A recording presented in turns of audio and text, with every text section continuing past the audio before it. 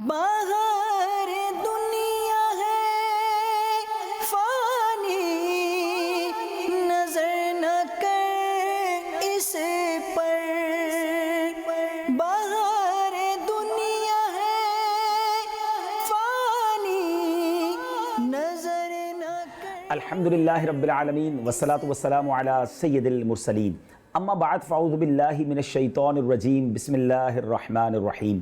الصلاة والسلام علیکہ یا رسول اللہ وعلی آلکہ واصحابکہ یا حبیب اللہ، الصلاة والسلام علیکہ یا نبی اللہ وعلی آلکہ واصحابکہ یا نور اللہ۔ ناظرین کرام، آج ایک ایسا موضوع لے کر میں حاضر ہوا ہوں جس کی شاید ہم سب کو ضرورت ہے۔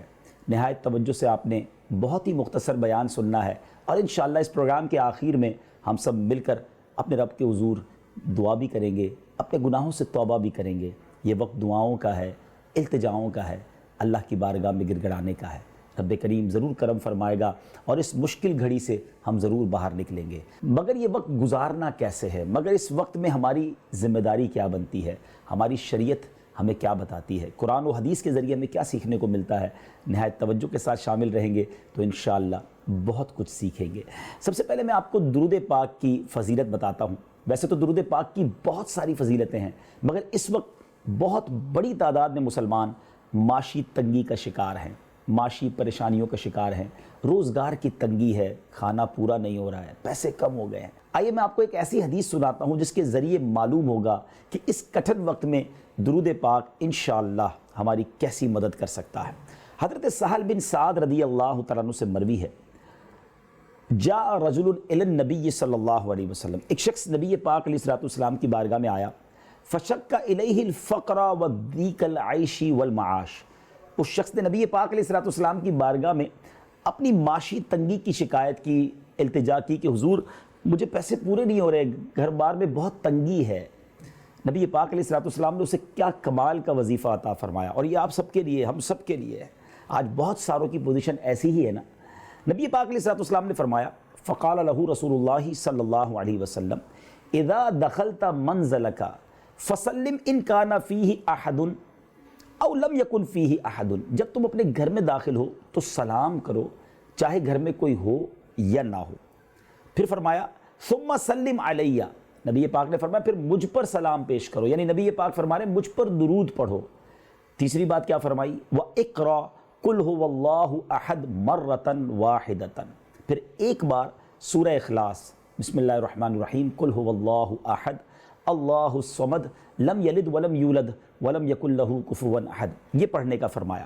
اب اس شخص نے ایسا ہی کیا، حدیث کے الفاظ ہیں ففعل الرجل، اس شخص نے ایسا ہی کیا، فأدر اللہ علیہ الرزق، اللہ نے اس کے رزق میں بہت برکت ڈال دی۔ کتنی برکت ہو گئی؟ فرمایا حتی افاض علی جیرانہ وقراباتہ، اس کو رب کریم نے اتنا رزق عطا فرما دیا کہ اس نے اپنے پڑوسیوں کی اور اپنے رشتہ داروں کی مدد کرنا بھی شروع کر دی۔ تو ناظرین، درود پاک روزی میں برکت کا سبب ہے، درود پاک پریشانیوں کو دور کر دیتا ہے۔ ہم گھر میں کچھ بھی تو نہیں کر رہے، ہم گھر میں فارغ بیٹھے ہیں مگر شاید درود پاک نہیں پڑھ رہے۔ خدارا اس وقت کو غنیمت جانیے، نبی پاک علیہ السلام پر کثرت سے درود پاک پڑھیے، ذکر و درود کرنا، تلاوت کرنا، پابندی سے نماز پڑھنا انشاءاللہ ہمارے نامہ اعمال میں زبردست برکت کا باعث بن جائے گا۔ شاید بہت سارے ناظرین وہ ہوں گے کہ جو اس سے پہلے درود پاک، ذکر و اذکار، نماز اور قرآن کی طرف اتنا نہیں آ سکے ہوں گے، مگر اس لاک ڈاؤن نے بہت وقت دے دیا ہے، اور شاید یہ ہماری عادت بن جائے کہ ہم 5 وقت کے نمازی بن جائیں، ہم تلاوت قرآن کرنے والے بن جائیں، ہم روز ذکر و درود کرنے والے بن جائیں، تو یہ لاک ڈاؤن ہماری لائف میں اپ ہونے کا ایک سبب بن سکتا ہے۔ آئیے دنیا میں جہاں کہیں ہیں میرے ساتھ مل کر درود پاک پڑھ لیجئے۔ صلو علی الحبیب صلی اللہ تعالی علی محمد صلی اللہ علیہ وسلم۔ ناظرین، آج میں نے آپ کو موجودہ سینیریو اور موجودہ جو حالات ہیں، جس تنگی میں ہم سب مبتلا ہیں، جس پریشانی میں ہم سب ہیں، اور ہماری ذمہ داری کیا بنتی ہے، اس حوالے سے میں نے آپ کو کچھ باتیں بتانی ہیں۔ ایک ایسا واقعہ جو آج کے دور کے لحاظ سے بڑا ریلیونٹ بھی ہے اور جو میرا ٹاپک بھی ہے، یہ حضرت ابو ذر غفاری رضی اللہ تعالیٰ عنہ کا واقعہ ہے۔ مشہور صحابی رسول ہیں، مگر ایک کام انہوں نے کیا اور کمال کا کام کیا۔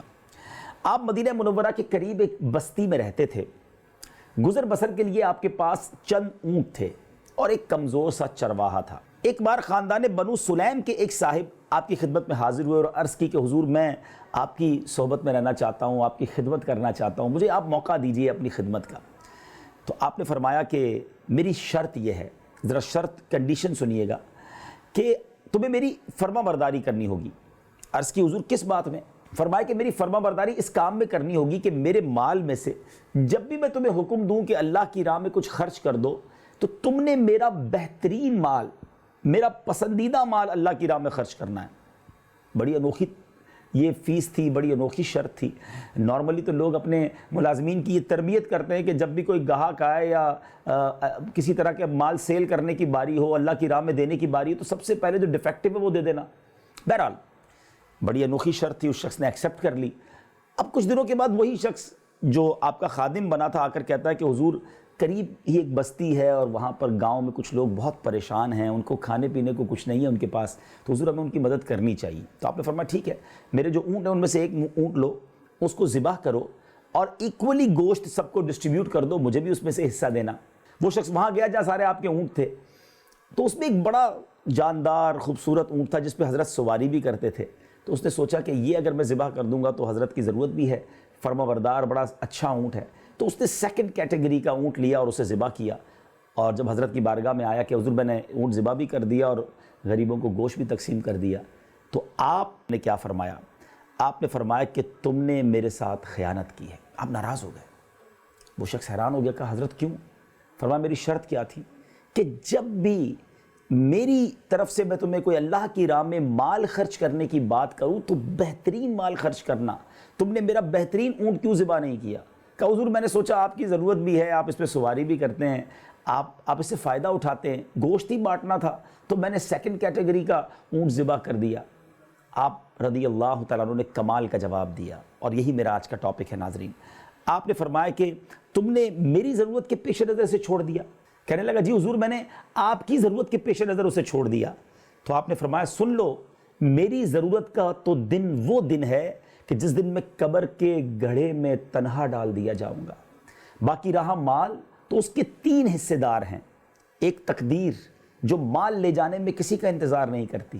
دیکھیں نا آج تقدیر کا ناظرین چکر چلا ہے نا، کروڑ پتی اربوں پتی ان کا مال کس طرح ڈرین ہو رہا ہے، انہیں پتہ ہی نہیں ہے قیمتیں کس طرح نیچے آ رہی ہیں اور آگے کیا ہوگا یہ بھی نہیں پتہ۔ تقدیر بھی مال لے جانے میں کسی کا لحاظ نہیں کرتی۔ دوسری انہوں نے کہا وارث جو تیرے مرنے کے منتظر رہتے ہیں کہ تو کب مرے گا اور وہ تیرے مال پر قبضہ کر لیں گے۔ تیسرا حضرت ابو ذر غفاری فرماتے تیسرا حصہ دار تو خود ہے کہ جب تقدیر اور وارث مال لینے میں تمہارا لحاظ نہیں کرتے تو اپنا حصہ لینے سے پیچھے کیوں رہتا ہے؟ جتنا بن پڑے عمدہ سے عمدہ ترین مال اللہ عز و جل کی راہ میں دے کر اپنی آخرت کے لیے جمع فرما لے۔ اور پھر آپ نے قرآن پاک کے 4 پارے کی پہلی آیت پڑھی۔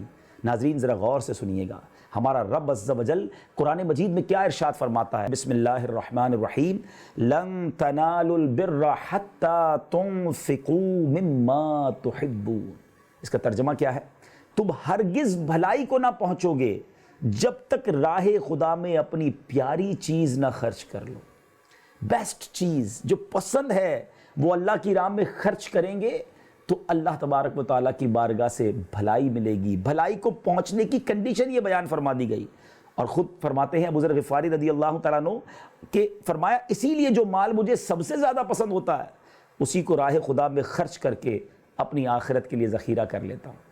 اللہ اکبر، کیا ذہن تھا ہمارے صحابہ کرام کا، کیا انداز تھا ان کی زندگی کا۔ اور یہ ایک واقعہ نہیں ہے ناظرین، اگر آپ نبی پاک علیہ الصلوۃ والسلام کی سیرت کا مطالعہ کریں، اہل بیت اطہار کی سیرت کا مطالعہ کریں، صحابہ کرام نے کس طرح لائف گزاری، تو اتنے واقعات ہیں کہ میں سناتا چلا جاؤں اور شاید کئی گھنٹوں تک میں ان واقعات کو بیان کرتا چلا جاؤں کہ ان کی زندگی بھری پڑی تھی ایثار کے لیے۔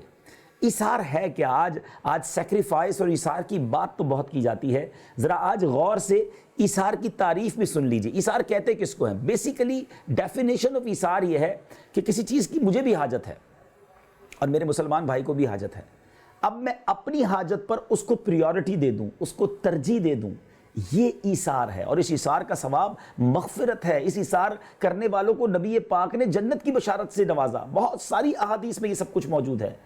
لیکن آج ایثار دور دور تک نظر نہیں آتا۔ میرا کام اچھا ہو جائے، میں سیٹسفائی رہوں، میرے کام ٹھیک ہوں، باقی پڑوسیوں کا اگر حال برا ہوتا ہے تو ہو جائے، باقی لوگوں کا اگر پرابلم ہے تو میرا یہ کوئی پرابلم نہیں ہے۔ یہ اسلام نہیں ہے۔ یقیناً آج ہمارے معاشرے میں ایثار کی مثالیں بہت زیادہ نظر بھی آ رہی ہیں۔ کرونا وائرس کے اس ڈیزاسٹر کے بعد جس طرح لوگ اپنے گھروں سے نکل پڑے ہیں اور مسلمانوں کی مدد کر رہے ہیں، یہ بھی ایک مثال ہی ہے۔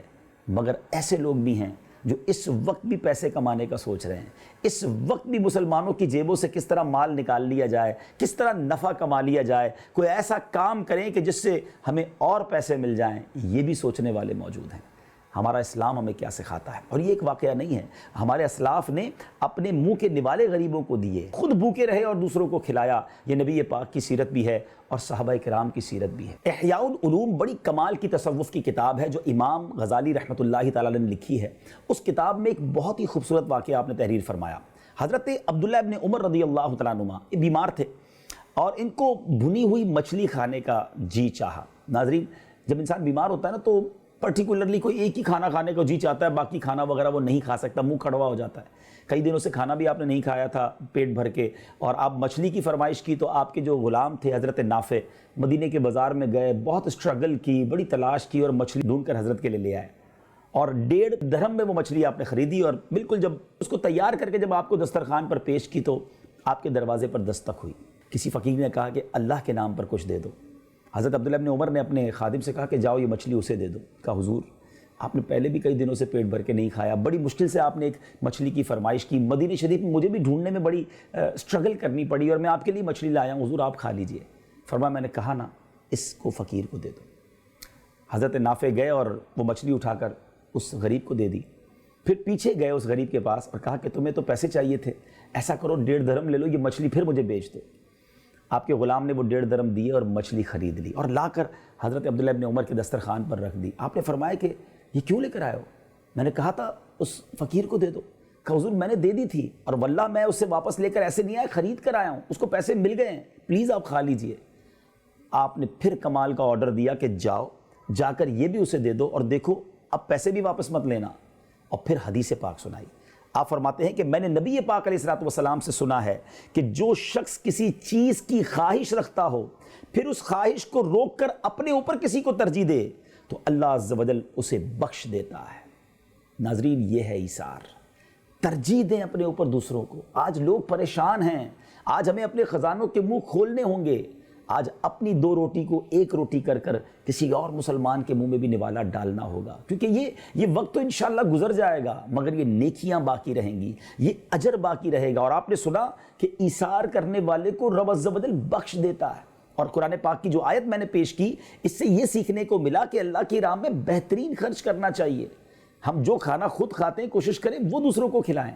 بعض اوقات ہمارا یہ بھی مائنڈ سیٹ ہوتا ہے جو نہیں ہونا چاہیے کہ جو کھانا بچ گیا وہ غریبوں کو دے دیں، جو کپڑے پرانے ہو گئے اب ہمارے کسی استعمال کریں وہ غریبوں کو دے دیں، گرمیاں آ گئیں سردیاں چلی گئیں تو رضائی پھٹ گئی ہے تو اب رضائی کسی کو دے دیں، جرابیں پہن کے پرانی ہو گئیں، بعض اوقات اس میں سوراخ ہو گیا، اب یاد آتا ہے کہ یار اس کو کسی غریب کو دے دیں۔ یقیناً یہ بھی دینا چاہیے لیکن وہ ثواب نہیں ہے جو پیاری چیز دینے کا ثواب ہے، اس کا مزہ ہی اور ہے نا۔ یعنی ہماری عجیب سی تھنکنگ ہے ناظرین، ہم اللہ کی راہ میں جب بھی دینے کی باری آتی ہے تو ہم کون سی چیز دیتے ہیں؟ اپنی پسندیدہ چیز بتائیے نا۔ جب اپنے بچے کو برتھ ڈے گفٹ دینا ہوتا ہے ہم بہترین برانڈڈ کوشش کرتے ہیں، اپنی زوجہ کو اپنی فیملی کو جب بھی گفٹ دیتے ہیں بہترین، میں نہیں کہتا غلط ہے، بالکل دینا چاہیے، فیملی کا خیال رکھنا چاہیے، مگر اللہ کی راہ میں جب دیں تب گھٹیا مال تو نہ دینا، کیونکہ اللہ کی بارگاہ میں دل دیکھا جاتا ہے۔ اور ہمارے اسلاف نے، ہمارے صحابہ کرام نے یہ پروف کیا کہ انہوں نے اپنی بہترین چیزیں نکال کر اللہ کی راہ میں خرچ کی۔ سبحان اللہ۔ ایک بڑے عظیم بزرگ ہیں حضرت عمر بن عبدالعزیز رضی اللہ تعالیٰ عنہ، آپ کے بارے میں آتا ہے آپ شکر کی بوریاں، شوگر کی جو بوری ہوتی تھی وہ خرید کر بانٹتے تھے۔ تو لوگوں نے کہا آپ یہ شکر کیوں بانٹتے ہیں، پیسے بانٹ دیں۔ تو فرمایا شکر مجھے بڑی پسند ہے اور میں چاہتا ہوں جو مجھے پسند ہے وہ میں اللہ کی راہ میں خرچ کروں، وہ میں لوگوں کو دوں۔ تو کاش ہمارا یہ ذہن بنے، اور جب یہ ذہن بن جائے گا نا تو پھر اس وقت ایسے ڈیزاسٹر والے ماحول میں پیسے کمانا یاد نہیں رہے گا، لوگوں کی مجبوریوں سے فائدہ اٹھانا یاد نہیں رہے گا، بلکہ یہ یاد آئے گا کہ یہ پیسے کمانے کا نہیں نیکیاں کمانے کا وقت ہے، ایک دوسرے کا ہاتھ پکڑنے کا وقت ہے، مسلمانوں کی خیر خواہی کرنے کا وقت ہے۔ ہو سکتا ہے کسی کے ذہن میں یہ سوال آئے کہ جناب ایسا وقت اتنی تکلیف میں ہم اپنا گھر چلا لیں بہت ہے، ہم اپنے کاروبار کو سنبھال لیں بہت ہیں، ہم کہاں دوسروں کی مدد کر سکیں گے؟ نہیں جناب، ہمارے اسلاف نے، ہمارے بزرگوں نے قسمہ پرسی کے عالم میں بھی اثار کیا، بلکہ جان لبوں پر تھی، آخری سانسیں ہوتی تھی جب بھی وہ اثار کرتے تھے۔ میں آپ کو شارٹ میں 2 واقعات سناتا ہوں۔ ایک صحابی رسول کے پاس کسی شخص نے تحفے میں بکری کی سری بھجوائی۔ عرب کے لوگ اسے بہت شوق سے کھاتے ہیں اور ان کو ضرورت بھی تھی، مگر انہوں نے سوچا کہ میرے پڑوس میں میرا پڑوسی کافی غریب ہے، کئی دنوں سے اس کے گھر پہ کوئی اچھا کھانا نہیں بنا ہوگا۔ انہوں نے اپنی خواہش پر دوسرے کو ترجیح دی اور وہ سری وہاں بھجوا دی۔ مگر اس دوسرے پڑوسی نے بھی کمال کیا، ضرورت تو اس کو بھی بہت تھی، خوش بھی بہت ہوا، مگر سوچا کہ یہ برابر والے گھر والوں کو زیادہ ضرورت ہے، اس نے وہاں بھجوا دی۔ ناظرین، آپ جانتے ہیں کیا ہوا؟ 7 گھروں سے گھوم کر وہ سری واپس پہلے صحابی کے گھر پر آ گئی۔ یہ تھے ہمارے بزرگ کہ دوسرے کا بھلا ہو جائے۔ آج ہم کہتے ہیں صرف میرا کام سیدھا ہونا چاہیے، باقی بیڑا غرق ہو جائے لوگوں کا۔ نہیں جناب، اس وقت بھی اور بعد میں بھی زندگی کا یہی اصول ہونا چاہیے کہ سب کا بھلا، سب کی خیر، سب کے بھلے میں اپنی خیر۔ جنگ یرموک کا موقع ہے، اب جنگ کے موقع پر تو جان لبوں پر ہوتی ہے نا۔ میں آپ کو ایک واقعہ سناتا ہوں۔ جنگ یرموک کے موقع پر بہت سے صحابہ کرام اس میں شہید ہوئے، اور حضرت سیدنا حذیفہ رضی اللہ تعالیٰ فرماتے ہیں کہ میں پانی ہاتھ میں لیے زخمیوں کو پانی پلانے کے لیے نکلا تھا کہ میرے چچا زاد بھائی کو تلاش کر رہا تھا، تو بالآخر میں نے ان کو پا لیا۔ ان کی لاسٹ بریتھ، آخری سانسیں چل رہی تھی، تو میں نے پوچھا کہ اے چچا زاد بھائی، آپ پانی پئیں گے؟ کپ کپاتی آواز میں بالکل آخری سانسیں لیتے ہوئے میرے چچا زاد بھائی نے کہا کہ ہاں۔ جیسے ہی میں نے پانی دینے کے لیے ہاتھ آگے بڑھایا تو قریب ہی کسی کے کراہنے کی آواز آئی، پانی، پیاس۔ ذرا غور کیجئے، کہتے ہیں میرے کزن کی آخری سانسیں تھی، مگر وہ کہتے ہیں کہ ایسا کرو کہ پہلے اس زخمی کو پانی پلا دو۔ میں ان کے پاس پانی لے کر گیا، وہ حضرت حشام بن عاص رضی اللہ تعالیٰ عنہ تھے، ان کی سانس اکھڑ رہی تھی۔ میں نے ان کو پانی کے لیے پوچھ ہی رہا تھا کہ قریب سے ایک اور زخمی کی پیاس کی آواز آئی، تو حضرت حشام نے فرمایا پہلے ان کو پلائیے۔ کہتے ہیں میں وہ تیسرے زخمی کے پاس گیا، وہ دم توڑ چکے تھے۔ حضرت حشام کے پاس آیا، وہ بھی جام شہادت پی چکے تھے۔ پھر اپنے کزن کے پاس آیا حضرت حشام کے بعد، لیکن وہ بھی دنیا سے جا چکے تھے۔ یہ کیسے لوگ تھے ناظرین؟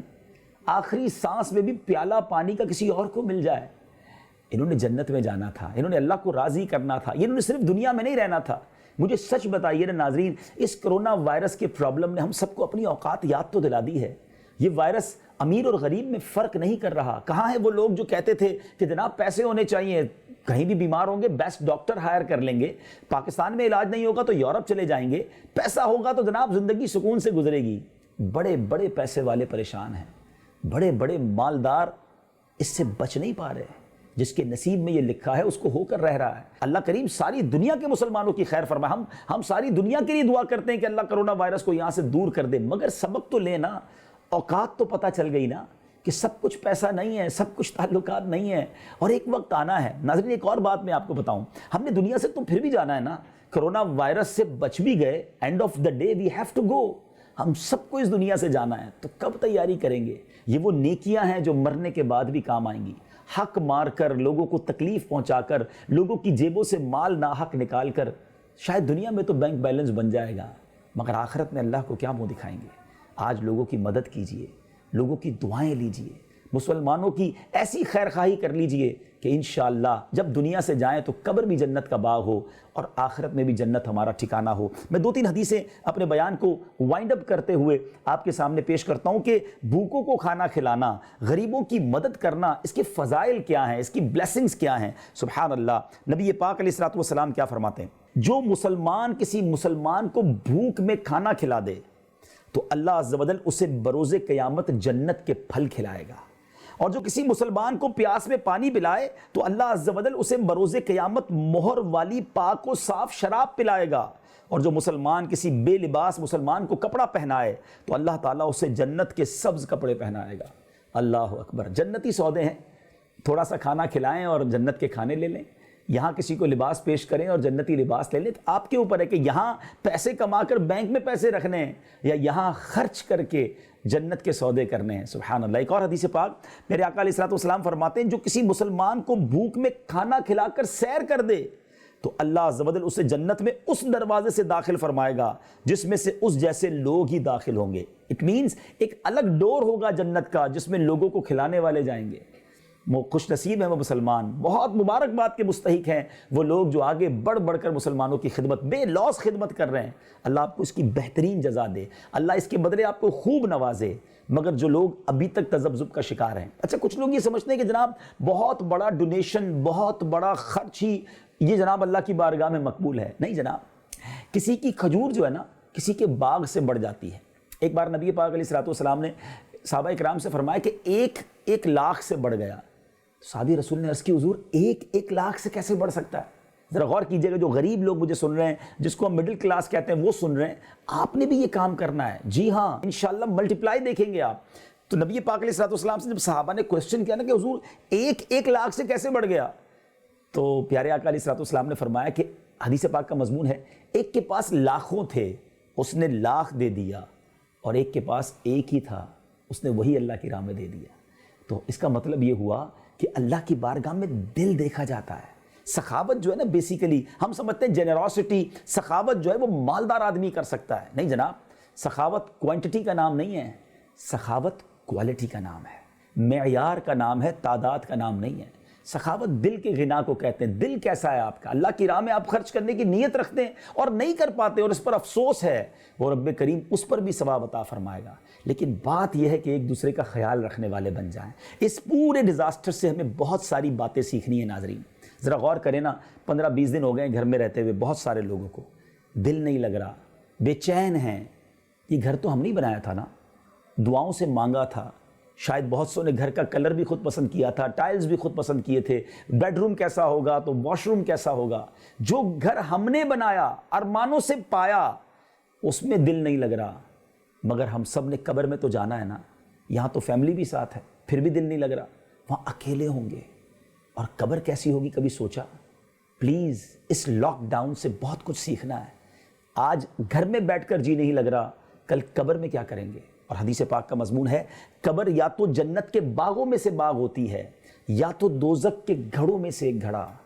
آئیے موقع ملا ہے، ہم اللہ کو راضی کر کے اپنی قبر ایسی تیار رکھیں، اعمال ایسے کر لیں کہ قبر جنت کا باغ بن جائے۔ کرونا وائرس سے اللہ ہم سب کو محفوظ فرمائے، مگر مرنا تو پھر بھی ہے نا، تو زندگی میں ہی تو موت کی تیاری کرنی ہوگی ناظرین۔ تو اس میں نمازیں پڑھیے، قرآن کی تلاوت کیجئے، گھر میں بیٹھیں روزانہ کچھ علم دین حاصل کیجئے۔ اب تو بہت سارے آن لائن کورسز ہونے لگ گئے ہیں، آپ تلاش کیجئے، آن لائن قرآن پاک پڑھ سکتے ہیں، آپ آن لائن علم دین سیکھ سکتے ہیں۔ بہت ساری چیزیں نہیں کر سکے لائف میں، اب اللہ نے موقع دیا ہے، اس کی طرف رجوع لے آئیں۔ اللہ کرے کہ دل میں اتر جائے میری بات۔ تو بہرحال ہم نے مسلمانوں کی خیر خواہی کرنی ہے۔ اگر ہمارے اندر یہ عادت نہیں تھی تو اس کو ڈیولپ کرنا ہے، اور سبحان اللہ اگر ہم یہ ڈیولپ کرنے میں کامیاب ہو جاتے ہیں اور پورے گھر والوں کا یہ ماحول بن جاتا ہے کہ ایثار کرنا ہے۔ اچھا یہی ایثار ہم فیملی میں بھی کر سکتے ہیں، ہم کسی پر بھی ترجیح دیں گے اپنی خواہش کو، اللہ اس کے بدلے جنت عطا فرمائے گا۔ مگر سوچیں کہ اگر پوری فیملی ایک دوسرے کے لیے ایثار کرنے والی بن جائے تو انشاءاللہ گھر کا ماحول کتنا اچھا بن جائے گا۔ اہل بیت اطہار سے کن کو محبت نہیں ہے؟ پنجتن پاک کا گھرانہ ہم سب کے لیے آنکھوں کے تارے ہیں۔ آئیے میں آپ کو بی بی فاطمہ خاتون جنت کا ایک واقعہ سناتا ہوں، میری مائیں اور بہنیں بھی سن رہی ہوں گی، کہ امام حسن مجتبیٰ رضی اللہ تعالیٰ عنہ فرماتے ہیں کہ ایک روز ایک وقت کے فاقے کے بعد ہمارے یہاں کھانے کی ترکیب بنی۔ میرے بابا جان مولا علی مشکل کشا کرم اللہ تعالیٰ وجہ الکریم اور میرے چھوٹے بھائی حضرت امام حسین رضی اللہ تعالیٰ عنہ کھانے سے فارغ ہو چکے تھے، مگر امی جان فاطمہ الزہرا خیر النساء رضی اللہ تعالیٰ عنہا نے ابھی تک نہیں کھایا تھا۔ انہوں نے جو ہی روٹی پر ہاتھ بڑھایا تو دروازے پر دستک ہوئی اور ایک سائل نے صدا لگائی، اے بنت رسول اللہ، میں 2 وقت کا بھوکا ہوں، میرا پیٹ بھر دیجئے۔ امی جان نے فوراً کھانے سے ہاتھ روک لیا اور مجھے حکم دیا کہ جاؤ یہ کھانا سائل کو پیش کر دو۔ مجھے تو 1 وقت کا فاقہ ہے، اس نے 2 وقت سے نہیں کھایا۔ اللہ اکبر، یہ گھرانہ میرے حضور کا ہے، یہ انداز نبی پاک کی سیرت میں ملتا ہے۔ نبی پاک علیہ السلام نے ارشاد فرمایا، کچھ لوگ ایسے ہیں جنہیں اللہ عز و جل نے لوگوں کی حاجتیں پوری کرنے کے لیے پیدا فرمایا ہے۔ ہائے ہائے ہائے، جب بھی اس حدیث کو پڑھا تو ایمان تازہ ہو گیا۔ اور کتنے خوش نصیب ہوتے ہیں وہ لوگ جن کو اللہ نے بنایا اسی لیے کہ وہ لوگوں کی حاجتیں پوری کرتے ہیں۔ آگے سنیے، پیارے آقا علیہ السلام فرماتے ہیں، لوگ حاجت کے وقت ان کی طرف رجوع کرتے ہیں، یہی وہ لوگ ہیں جو قیامت کے دن اللہ عز و جل کے عذاب سے محفوظ ہوں گے۔ کیا ہم ایسے نہیں بن سکتے کہ لوگ حاجت کے لیے ہم سے رجوع کریں اور ہم ان کی مدد کریں، جتنا ہو سکے مدد کریں؟ اچھا ایک اور بات، مدد کرنا صرف پیسوں سے نہیں، یقیناً اس وقت تو لوگوں کو کھانے پینے کی ضرورت ہے، مگر میں بقیہ لائف کے لیے بھی کچھ بات کرنا چاہتا ہوں کہ پیسوں سے مدد بھی ہوتی ہے، مگر ہر وقت پیسہ ہی ضروری نہیں ہوتا۔ میٹھی بات، مسکرانا، اچھے انداز سے بات کرنا، کسی کی ہیلپ کرنا، کسی کی خبر گیری کر لینا، یہ بھی انسان کو حوصلہ دیتا ہے، یہ بھی بڑی مدد کا باعث ہوتا ہے اور یہ بڑی نیکی کا کام ہے۔ تو پلیز اپنی عادت ایسی بنائیں کہ مائنڈ سیٹ ہی یہی ہو کہ سب کا بھلا، سب کی خیر، سب کے بھلے میں اپنی خیر۔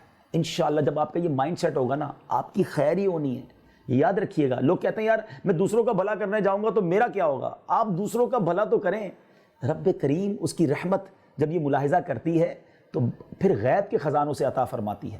اور حدیث پاک کا مضمون ہے نا کہ نبی پاک نے قسم اٹھا کر فرمایا کہ میں اللہ کی قسم کھا کر کہتا ہوں اللہ کی راہ میں مال خرچ کرنے سے مال کم نہیں ہوتا۔ تو اٹ مینز از کنفرم، آپ خرچ کریں، لاک ڈاؤن کھلنے تو دیں، غیب کے خزانوں سے آپ پر بارش ہوگی۔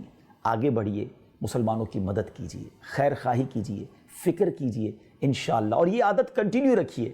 اس لاک ڈاؤن کے بعد بھی ہم اپنی زندگی ایسی گزاریں کہ لوگوں کی ہم مدد کیا کریں، ہیلپ کیا کریں، ایثار کیا کریں، زندگی آسان ہو جائے گی۔ اللہ پاک مجھے بھی اور آپ کو بھی عمل کرنے کی توفیق عطا فرمائے، اس مہلک مرض سے رب کریم ہم سب کو نجات عطا فرمائے۔ ہم سب مسلمانوں کے لیے دعا گو ہیں، انشاءاللہ ضرور کرم ہوگا۔ آئیے مل کر جہاں جہاں دنیا میں مجھے دیکھا جا رہا ہے اپنے ہاتھوں کو اٹھائیے۔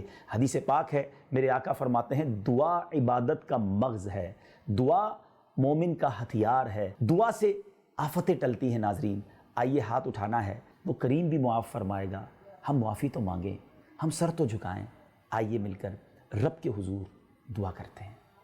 الحمدللہ رب العالمین والصلاة والسلام علی سید المرسلین یا ارحم الراحمین یا ارحم الراحمین یا ارحم الراحمین یا ربنا یا ربنا یا ربنا یا ربنا یا ربنا یا اللہ یا رحمان یا رحیم یا اللہ یا رحمان یا رحیم یا اللہ یا رحمان یا رحیم اللہم ربنا آتنا فی الدنیا حسنة وفی الآخرة حسنة وقنا عذاب النار وقنا عذاب القبر وقنا عذاب الحشر وقنا حساب الميزان اللهم عافني في بدني اللهم عافني في سمعي اللهم عافني في بصري لا إله إلا أنت بسم الله على ديني بسم الله على نفسي وولدي وأهلي ومالي أستغفر الله ربي من كل ذنب وأتوب إليه استغفر الله ربي من كل ذنب واتوب اليه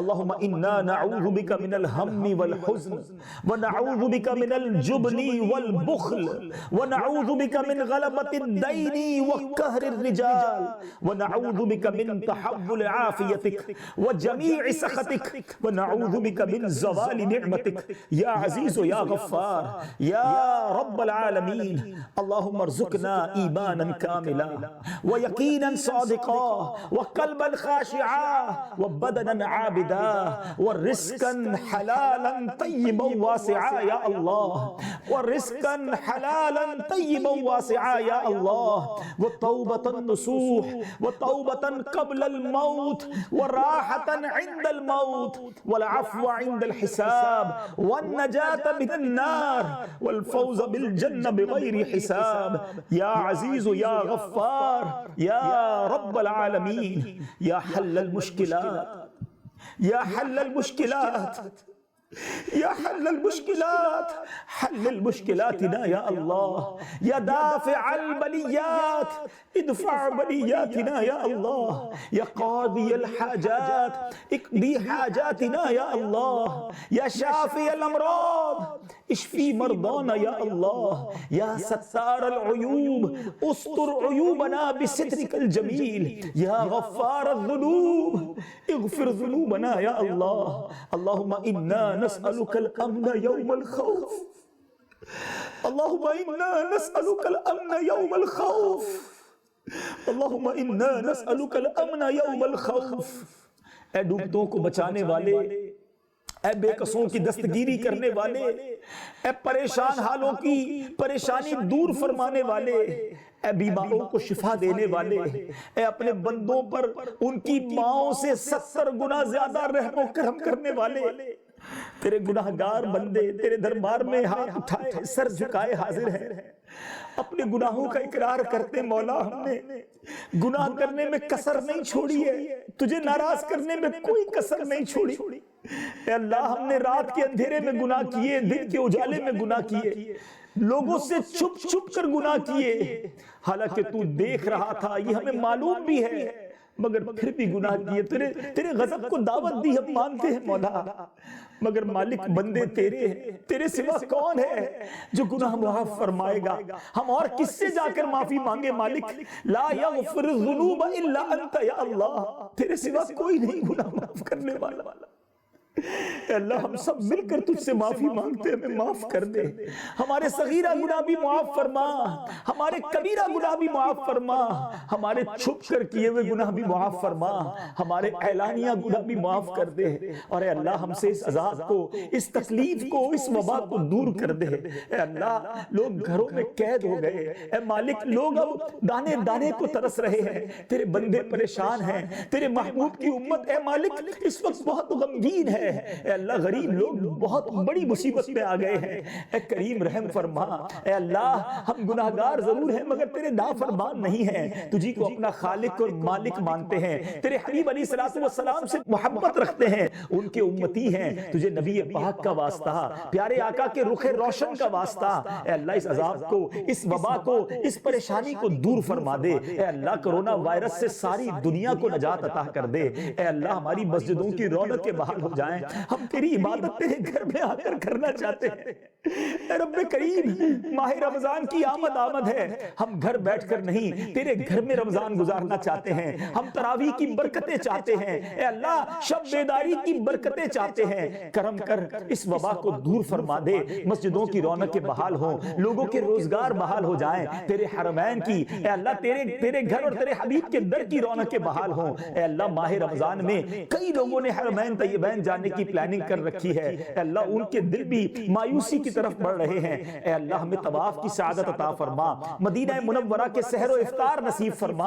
اے اللہ اسی سال جو حج کرنے کا ارادہ کر چکے لاکھوں لوگوں نے رقم بھی جمع کرا دی، اے اللہ بڑی امیدوں کے ساتھ نام قرآن اندازی میں کئی لوگوں کا آیا، اے اللہ وہ بھی اب بہت زیادہ افسردہ ہیں، کرم کر مالک ان مہمانوں کا واسطہ سب کو اپنے گھر کا مہمان بنا، حج کی سعادت نصیب فرما، اے اللہ غیب کے خزانوں سے مدد فرما، اے روح القدس کے ذریعے مسلمانوں کی مدد کرنے والے، اے ابابیل کے لشکر کے ذریعے مسلمانوں کی مدد کرنے والے، اے بدر کے میدان میں فرشتوں کی فوج بھیجنے والے، آج پھر تیری مدد کی حاجت ہے، تیرے بندے پریشان ہیں، اے اللہ اس پریشانی کو دور فرما، اے کریم اے ماں سے 70 گنا زیادہ چاہنے والے، کئی آنکھیں اشکبار ہوں گی، کئی دل بے قرار ہوں گے، اے بے قراروں کو قرار دینے والے ہمیں جلدی یہ خوشخبری عطا فرما کہ یہ وبا یہ وائرس دنیا سے چلا گیا، اے اللہ پھر سے کاروبار زندگی بحال ہو جائے، اے مولا ہم وعدہ کرتے ہیں اب تجھے ناراض نہیں کریں گے، جو بری عادتیں تھیں مولا اسے چھوڑ دیں گے، اے اللہ ہماری توبہ قبول فرما۔ کریم مالک آج گھر میں بیٹھے ہیں، دل نہیں لگ رہا، اے اللہ قبر میں کیسے گزارا ہوگا، ہماری قبروں کو بھی جنت کا باغ بنانا، اے اللہ ہمیں یہ کرونا وائرس والی نہیں بلکہ ہمیں ایمان والی، عافیت والی، مدینے والی، نبی پاک علیہ السلام کی دید والی موت عطا کرنا، جنت البقیع ہم سب کا مقدر فرما دے۔ اے کریم جتنے لوگ اس وائرس میں مبتلا ہو گئے یا اور بھی جو بیمار ہیں، اے شفا دینے والے تو چاہے تو بغیر دوائی کے شفا دے سکتا ہے، اے اللہ سب کو شفا عطا فرما، جن کا انتقال ہو گیا اس وائرس میں، اس بیماری میں، مالک ان تمام مسلمانوں کی مغفرت فرما۔ اے کریم سب کے رزق حلال میں برکتیں ڈال دے، دل کھول کر تیری راہ میں خرچ کر کے مسلمانوں کی خیر خواہی کا ہمیں جذبہ عطا فرما۔ یا رب العالمین اے مالک کریم جن لوگوں نے آج ہمیں یہ پروگرام کرنے دیا، یہ پیغام دنیا تک پہنچانے کا موقع دیا، ان کی بھی خیر فرما۔ رب یسر ولا تعسر وتمم لنا بالخیر یا فتاح وبک نستعین۔ بالخصوص میرے مالک وطن عزیز پاکستان کی خیر فرما، اندرونی بیرونی سازشوں سے محفوظ فرما، پاکستان کے بچے کو سنتوں کا پابند اور نمازی بنا دے، اور اس ملک پر خوشحالی کا دورہ عطا فرما۔ ربنا تقبل منا انک انت السمیع العلیم وتب علینا یا مولانا انک انت التواب الرحیم ببرکت ان اللہ وملائکتہ یصلون علی النبی یا ایہا الذین آمنوا صلوا علیہ وسلموا تسلیما صلی اللہ علی النبی الامی وآلہ صلی اللہ علیہ وسلم صلاۃ و سلاما علیک یا سیدی یا رسول اللہ.